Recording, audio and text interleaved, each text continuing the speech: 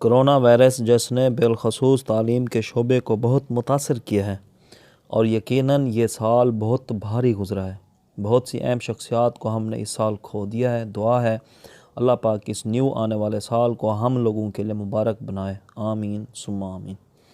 جذبات کی بجائے عقل سے کام لینا زیادہ بہتر ہوتا ہے۔ رشتہ داری اچھی طرح چھان بین کے بعد جوڑیں۔ آستین کے سانپ اپنے رشتہ داروں میں ہی پائے جاتے ہیں۔ شرافت کا لبادہ اوڑھے، اس لیے صرف اللہ کے بعد اپنے ماں باپ پر ہی بھروسہ کریں، کیونکہ باقی سب صرف تماشا دیکھتے ہیں۔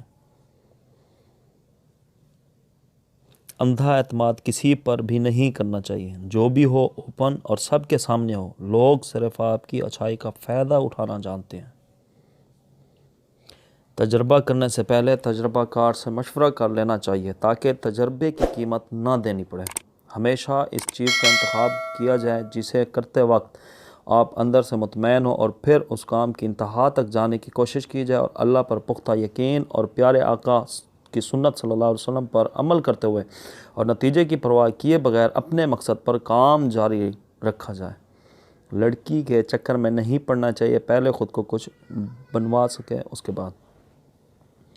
اس گزرتے دور میں میٹھی زبانوں پر اعتبار کرنا سب سے بڑی غلطی ہے۔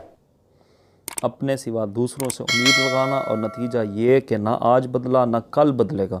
خلاصہ یہ ہے کہ انسان اپنی زندگی اور ترقی کا بذات خود ذمہ دار ہے۔ دوسروں سے امیدیں لگانا وقت کا ضیاع اور ذلت کا سبب بنتا ہے۔ کسی اپنے پہ اندھا اعتماد کر لیا تھا، یہ اس سال کے علاوہ بھی زندگی کی بڑی غلطی تھی۔ 2020 بہت سی مشکلات کے بعد یہ سیکھا ہے کہ میں اپنے رویے میں مثبت رہنا بہت ہی ضروری ہے۔ تمام تر محنتوں کے باوجود بھی رزق بہرحال اللہ نے ہی دینا ہے، ہماری محنتیں اپنی جگہ۔ ہاں، ایک خاص بات جو مجھے اس سال شدت سے محسوس ہوئی ہے، غیر ذمہ داری اور اپنی صلاحیتوں کو ضائع کرنا شاید اللہ کی دی ہوئی ہر نعمت کی ناشکری ہے۔